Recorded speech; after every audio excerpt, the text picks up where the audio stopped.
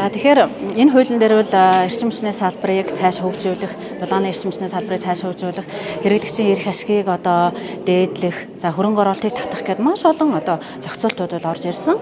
За үүнээс ингээд нэг онцлоод хид хідэн залтуудыг хэлье гэж ингэж бодож байна л да. За нэгдүгээрт бол бид нар хэмжиж чадахгүй бол хэмнэж чадахгүй гэдэг асуудал. За өөрөөр хэлбэл өнөөдөр бид нар дулааныхаа эрчим хүчийг хэмжидэггүй, өөрөөр хэлбэл хэрэглэгчид бид нар талбайгаар метр кубээр энэ нь юу вэ гэхээр магадгүй тэр хэрэглэгч шудраг бас дулааны үн төлж явах магадaltaй. Дээрээс нь тэр хэрэглэгч маань хэрэглээгээ хянаж чадахгүй байна. За ингээ хүн нэг амралтанд явлаа гэх чинь тэр хооронд нь тэгээл тэр дулааны мөнгөнд гүйжэдэг. Энэ байдлууд ерөөсөө байж болохгүй.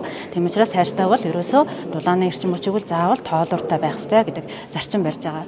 За хоёрдугаар асуудал болохоор өнөөдөр дулаанаар хангагдъя гэдэг маш олон хэрэглэгч маш их хүндрэл бэрхшээлтэй тулгарч явдаг. Та бүхэн мэднэ дулааны техникийн нөхцөл гээл олон нийтэд ингээд нэлээд сенсацтай үйл явдлууд байдаг. Нэг дарга нь бараг 20-30 байртай болж байгаа. Тэгэхээр ийм асуудал бол өнөөдөр юунаас болоод бий болж байна гэхээр тэр хэрэглэгчийг холбох тэр журам дүрм нь журмаар явж идэг. Тэгэхээр энэ бол маш тодорхой болж хуулийн дээр сууж өгж байгаа. Ингэснээрээ энэ асуудал дахиж гарахгүй байдал бий болно. Өөрөөр хэлбэл дулааныг хүссэн болгонд нь хүргэх ёстой гэсэн ийм зарчим. За хоёрдугаар нэг асуудал болохоор Монголд ингээд дулааныг цаашаа дулааныг дамлаж зарах ёсгүй. Энэ зохицуулт бол энэ хуулинд сууж өгж байгаа. Өнөөдөр том шугам барьчаал би тэр бумаар барьсан юм аа. Чи надад хэдэн сая өгөө гэд ингээд цаашаа дамладаг асуудал бол Монголд бол болохоо байсан юм билээ. Тэгэхээр энэ асуудлыг бол цаашаад гаргахгүй хууль эрх зүйн орчныг бол бид нар нэлээд наривчтай болгож зохицуулж өгж байгаа. За дараагийн нэг асуудал болохоор бид нар дулаанаар хангаж чадахгүй маш олон хэрэглэгч байна. Үйлдвэрээ барья, орон сууцаа барья, дулаанаар хангаж чадахгүй. Тэгэхээр энэ дулаанаар хангаж чадахгүй байгаа хэрэглэгчийг өнөөдөр төр өөрөө дангаараа хангана гэдэг нь бол ер нь бас хэцүү. За тийм учраас аль болох энэ рүү бид нар хувийн хөрөнгө оруулалтыг татъя. Тэр хувийн хөрөнгө оруулалтыг татах дээр төр оролцоогоо багасгая. Өнөөдөр хуулиараа нэг хэрэглэгч нэг дулааны их үүсэр бариад эсвэл нэг үйлдвэрээ барьчаад өөрийнхөө юмыг дулаанаа хангах гээд ингээ барихаар за чи заавал тусгай шишрэл ав. За чи тарифа батлуул. Үгүй ингэх ямар ч хэрэг байхгүй юу.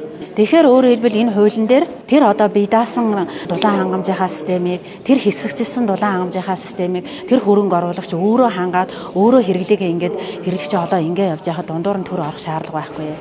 Энэ утгаараа магадгүй бид нар хангаж чадахгүй байгаа тэр олон хэрэглэгчийг хангах тэр бизнес рүү хувийн хөрөнгө оруулалтыг татах механизм энэ хуулийн дээр сууж өгж байгаа.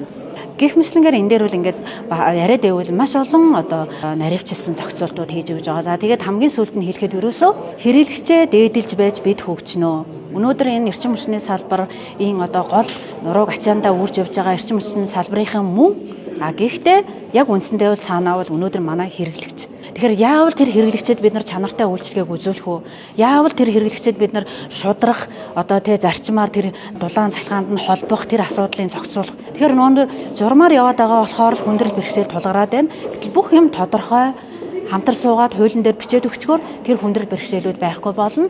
Хэрэглэгчийн эрх ашиг дээдлэгдэнэ гэсэн ийм зарчимтай зохицуултууд орсон байгаа.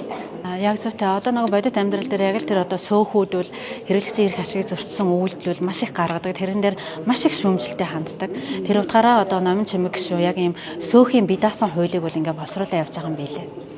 За яг сөөхүүл яг үндсэндээ үл энэ дулаан цахилгаан хангамжийн асуудлыг хариуцдаг субъект биш. Тэр утгаараа тэрэн дээр бол ингээ сөөх юу л байхгүй эрх байхгүй гэсэн үг. Яг дулаан хангамжийн байгууллага ямар байгууллага вэ гэхээр дулаан дамжуулах, дулаан түгээх тэр нэг орон сууцны конторууд гээд хэрэглэгчтэй харьцаж байгаа.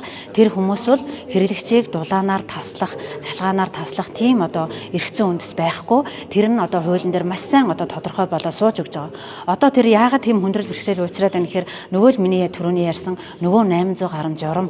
Тэр журам дээр бичсэн журмын заалтыг хинч дагахгүй мөрдөхгүй хэрэглэгчийнхаа эрх ашгийг зөрчөөд тэрийг нэг хөшүүрэг болгоод ингээд ашиглаад явж байгаа байхгүй. Тэр үл байж болохгүй асуудал.